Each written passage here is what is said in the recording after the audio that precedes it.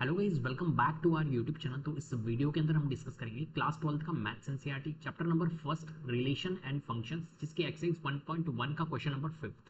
Question number fifth है, check whether the relation R in R defined as R is equals to a comma b such that a is less than और equal to b cube is reflexive, symmetric और transitive. कुल मिला के यहाँ पर बात यह है कि एक सेट है। किसका सेट है? रियल नंबर का सेट है। जो आर है, ये यहाँ पर कैपिटल आर लिखा हुआ है, ये एक तरह से डिनोट होता है, हमारा रियल नंबर का एक सेट होता है, उसको डिनोट करते हैं हम कैपिटल आर से। क्लियर है? अब यहाँ पर देखो क्या बोल रखा है कि एक रिलेशन है R is equals to a comma b such that a is less than और इक्वल टू बी क्यूब। ये आपको यहाँ पर क्या दे रखा है? रिलेशन दिया हुआ है, जिसके अंदर जो हमारे पास में यहाँ पर कंडीशन है वो ये वाली है, a इज लेस देन और इक्वल टू बी क्यूब। ये कंडीशन है, a इज लेस देन और इक्वल टू बी क्यूब। ठीक है, मेन फोकस आपको इस कंडीशन पे ही करना है। ठीक है, जो क्वेश्चन सॉल्व होगा इन कंडीशंस को ध्यान में रखते हुए ही होगा। तो यहाँ पर अपने को बताना है कि रिफ्लेक्सिव है, सिमेट्रिक है या ट्रांजिटिव है ये रिलेशन। तो देखिए, हमारे पास में हमें पता होना चाहिए कि जो रिफ्लेक्सिव होता है वो क्या होता है? जहां पर हमारे सेम एलिमेंट होते हैं, जैसे ए है तो ए ही दूसरा एलिमेंट होगा, तो ए कॉमा ए जो होगा वो बिलोंग्स करेगा हमारा किसको? रिलेशन को। तो रिफ्लेक्सिव क्या होता है? जहां पर ए कॉमा ए बिलोंग करना चाहिए आपका रिलेशन को, तो वो रिफ्लेक्सिव हमारा क्या होगा? रिलेशन होगा। तो अब यहाँ पर देखो, यहाँ पर आपके पास में कंडीशन क्या गिवन थी? ए इज लेस देन और इक्वल टू बी क्यूब। ठीक है, तो मैंने यहाँ पर a लिखा और सेकंड वाला एलिमेंट जो b था वो भी मैं a ही लिखूंगा और उसके ऊपर क्यूब लगा दिया मैंने। क्यों? क्योंकि रिफ्लेक्सिव के अंदर दोनों एलिमेंट a ही होते हैं, सेम एलिमेंट होते हैं, इसलिए हमने कराई। अब देखो a इज लेस देन और इक्वल टू a। अब यहाँ पर हम क्या करेंगे? यहाँ पर वैल्यू पुट कर करके देखेंगे a की। तो एक बार हमने a की क्या रखी? वन वैल्यू रखी। ठीक है, तो a क्यूब क्या निकल के आएगा? हमारा a क्यूब निकल के आएगा, वन का क्यूब वन।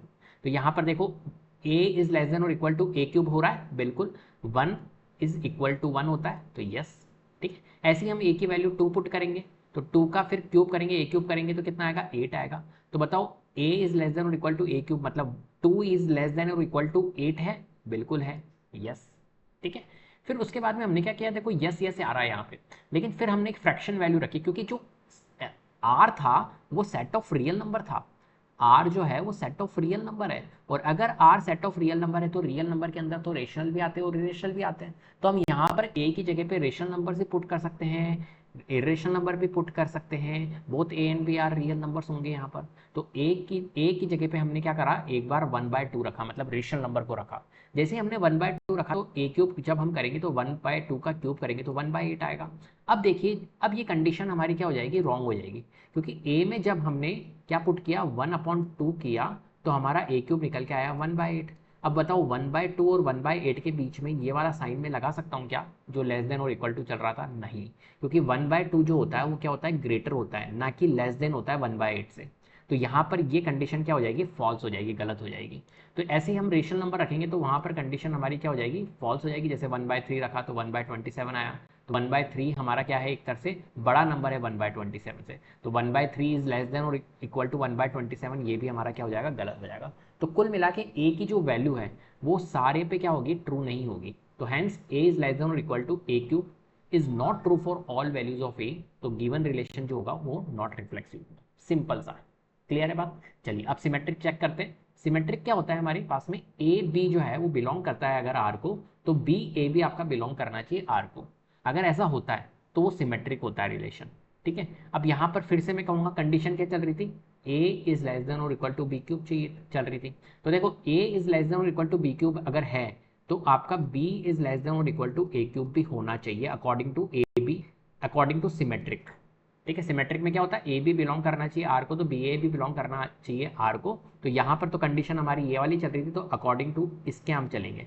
तो a इज लेस देन और इक्वल टू बी क्यूब अगर है तो b इज लेस देन और इक्वल टू a क्यूब भी आपका होना चाहिए। अब देखिए यहाँ पर किस किस की रिक्वायरमेंट है? हमारे को a की रिक्वायरमेंट है, b की रिक्वायरमेंट है, b क्यूब भी आपको करना होगा, a क्यूब भी करना होगा। तो देखो a का कॉलम बना लिया, b का बना लिया, a क्यूब का बना लिया और b क्यूब का बना लिया। और किसकी रिक्वायरमेंट होगी? इस पूरे की। a इज लेस देन और इक्वल टू बी क्यूब, तो हमने a इज लेस देन और इक्वल टू बी क्यूब लिखा, और b इज लेस देन और equal to a cube, b is less than equal to a। अब यहाँ पर हम क्या करेंगे? वैल्यूज रख रख के देखेंगे। तो हमने क्या करा? देखो a में जब वैल्यू 2 पुट करी है ना, और b में हमने 3 करी, तो 2 का क्यूब हमने 8 किया और b का क्यूब मतलब 3 का क्यूब 27, तो a इज लेस देन और इक्वल टू बी क्यूब यहाँ पर यस हो रहा है, बिल्कुल सेटिस्फाइड कर रहा है, और b इज लेस देन और इक्वल टू a क्यूब यहाँ पर भी सेटिस्फाइड कर रहा है जब आप वैल्यू पुट करोगे। तो ऐसे ही हमने 2 रखा 4 रखा तो यहाँ पर भी हमारा पूरी वैल्यूज पे सेटिस्फाइड किया। लेकिन देखिए जैसे मैंने यहाँ पर 2 रखा और यहाँ पर 9 रखा ना, तो यहाँ पर अब वैल्यू नहीं सेटिस्फाइड नहीं करेगी, यहाँ पर गलत हो जाएगा। अब ऐसा क्यों, कैसे लॉजिक लगाना है आपको, तो देखिए यहाँ पर क्या है बेटा अपने पास में a इज लेस देन और इक्वल टू बी क्यूब है।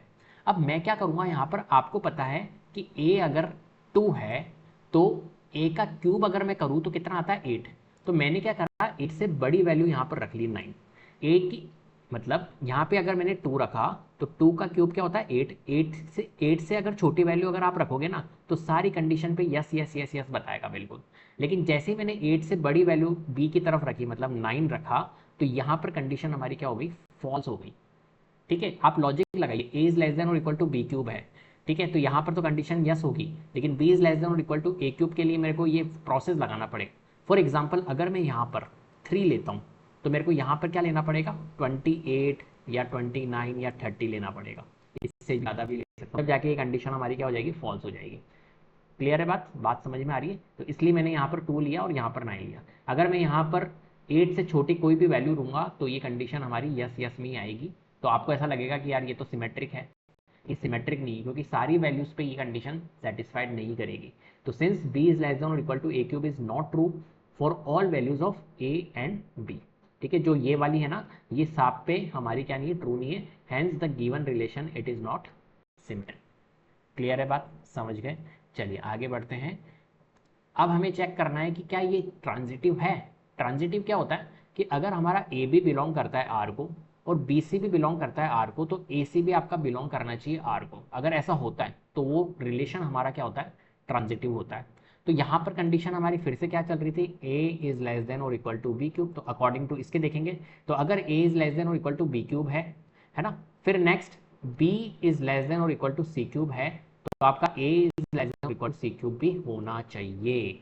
तो हमारे को किस किस की रिक्वायरमेंट है, हमें a b c की रिक्वायरमेंट है तो हमने a b c बना लिया, और हमें b क्यूब c क्यूब की रिक्वायरमेंट है तो b क्यूब c क्यूब ले लिया। a क्यूब की रिक्वायरमेंट नहीं है यहाँ पर तो a क्यूब नहीं लिया देखो।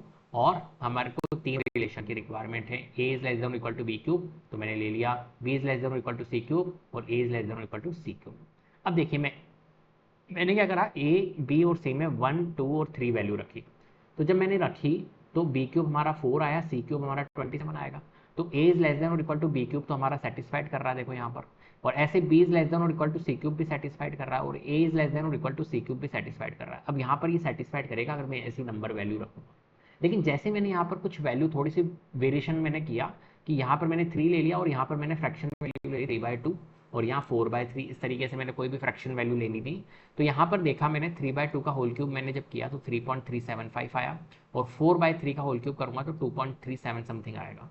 तो यहाँ पर देखो a इज लेस देन और इक्वल टू बी क्यूब पे सेटिस्फाइड कर रहा था, b इज लेस देन और इक्वल टू सी क्यूब पे भी सेटिस्फाइड कर रहा है, बट यहाँ पर a इज लेस देन और इक्वल टू सी क्यूब पे सेटिस्फाइड नहीं कर रहा है, क्योंकि a की वैल्यू क्या है हमारी 3 है और c क्यूब की वैल्यू कितनी है 2.37। तो क्या 3 हमारा छोटा है 2.37 से, नहीं, तो यहाँ पर ये सेटिस्फाइड नहीं कर रहा है। फिर से हम कहेंगे कि यार a इज लेस देन और इक्वल टू बी क्यूब जो है और b is less than c cube, a is less than c cube is not true for all values of a b c, hence the given relation it is not transitive।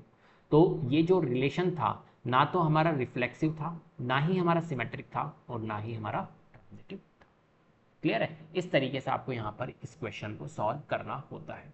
तो उम्मीद करता हूँ आपको video पसंद आई होगी। अगर video पसंद आई तो प्लीज़ लाइक कीजिए, शेयर कीजिए, चैनल को सब्सक्राइब कर लीजिएगा, बेल आइकन को जरूर प्रेस कर लीजिएगा जिससे कि अपकमिंग वीडियोस के नोटिफिकेशन आपको टाइम टू टाइम मिलते रहे। Thank you so much.